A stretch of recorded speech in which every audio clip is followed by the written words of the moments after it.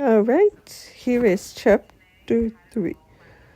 Jesse is shocked by Ben's confession. Yep, when I was younger, but he ended up with Jessica, so I started gambling and started dating people. I'm not a good influence, said Ben.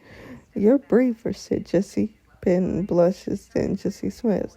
You know, if Indy doesn't respond soon, you can come to me, Ben offers with a slight smile and holding Jesse's chin with one finger.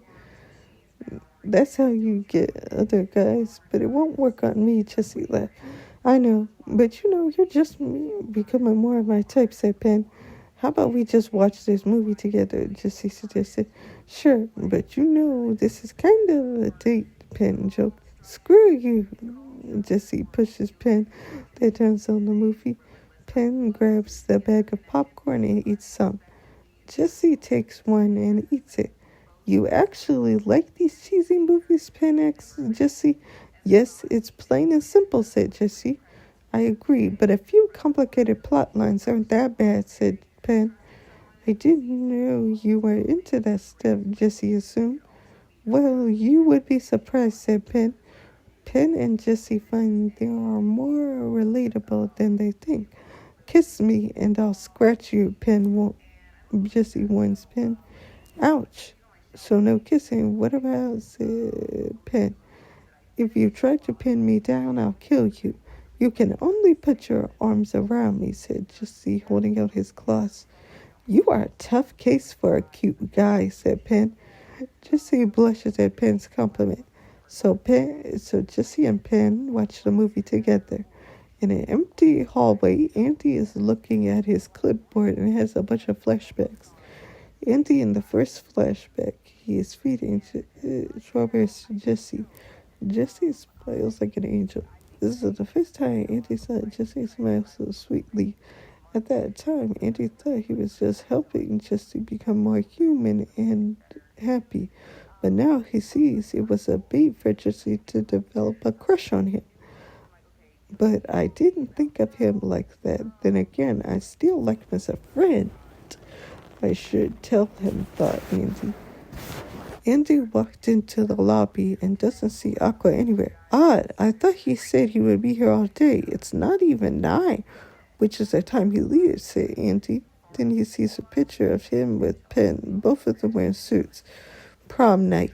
There was so much pressure back then, thought Andy. Andy has a flashback of being in a classroom with his students talking. He has Pen by his side, said a boy. And Jessica's always by his side as well, said a girl. You should just choose one already, said another girl. I bet he's just toying with both of them, said a boy. I bet he's bisexual, said a girl. You think so? He seemed to like Pen more than Jessica, said a boy. Let's have a bet, said the first girl. You're on, said the boy, then shakes hands with the girl. In the flashback, Andy is walking to the locker by himself. When he sees Jessica waiting, he hugs her and says, Do you want to go out? Everybody around them was shocked. Along with the crowd is Pen, and Pen runs away. I gave in to peer pressure, and that day I broke Pen's heart. When in reality, I didn't know if I truly loved her.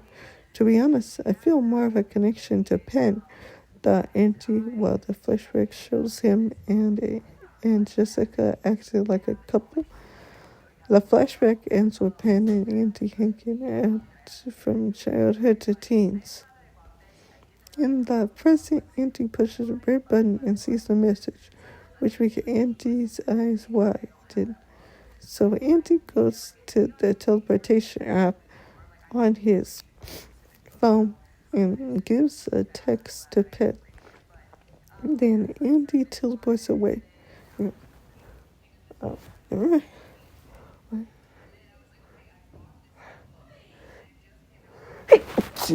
Finally, I didn't think it would ever happen. Upstairs, Pet is lying on the bed looking at his phone. Then his eyes widen and he gets up seeing the message Andy sent. Jesse looks at the message Pen saw and backs away. Pen looks at Jesse and says, What's wrong? It's all my fault. I told him to take care of Jessica, said Jesse. Jesse with a shock look on her. What do you mean? Who's he? Jesse, you need to explain. Jesse's eyes glow and smooth, then sits on the bed with his legs crossed and Penn is standing by. I'm he, his other side, the one that killed Jessica, said Jesse's evil side. And then ate a chocolate from a box that was on a table that's by the bed. Who? Why would you do that to Auntie? Aunt Jessica, asked Penn, looking angry and concerned. Why do you care? I thought you didn't like Jessica, asked Jesse's evil side. I do, but I don't want her to die, said Penn, being serious. Not even to have Auntie out to yourself, said Jesse's evil side, standing by Ben. I mean, I wanted Auntie to myself, but killing someone is inhumane, said Penn with him sweaty. I guess I do have a darker way of thinking, Jesse's evil side admitted. Can regular Jesse hear you? How did you switch? Asked Penn. He's trapped in his own mind, said Jesse's evil side. In his head, the regular Jesse is trapped in a tube with the top with sand pouring down. Somebody help me, let me out, said the regular Jesse, blinking on the tube. Back in the regular world, Jesse is pinned down on the bed. You are strong, said Penn. Thank you, said Jesse. Evil side, then kissed Penn. Pen's eyes turn red as Jesse's evil side kisses him, which makes the evil Jesse smile. Now my plan has come to action, said evil Jesse. Penn in a trance has sex with evil Jesse. And that's the end of chapter 4.